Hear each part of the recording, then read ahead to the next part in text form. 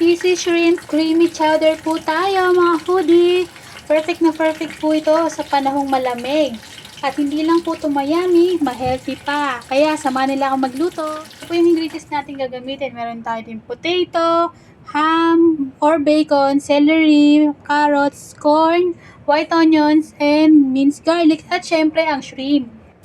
Naku, bali pinamantika ko muna yung ham. Hindi ko lang pakita dito sa video. Sinunod ko pong ginisa itong shrimp. Siguro mga 1 minute po tanggalin at baka ma-overcook. Isunod na po itong mga gulay. Habang ginigisa ko yung gulay, nilagyan ko ng thyme. Sinama ko na rin itong patatas. Tapos nilagyan ko rin ng 1 tablespoon ng flour. Pampalapot po yan ng sabaw. Tapos transfer ko po sa kasarola. Nilagay ko na rin yung shrimp at nilagyan ko na rin ng cream pampa-creamy nitong ating sabaw. Tapos nilagyan ko ng ham and then parsley. Ayan na po ang ating creamy shrimp chowder.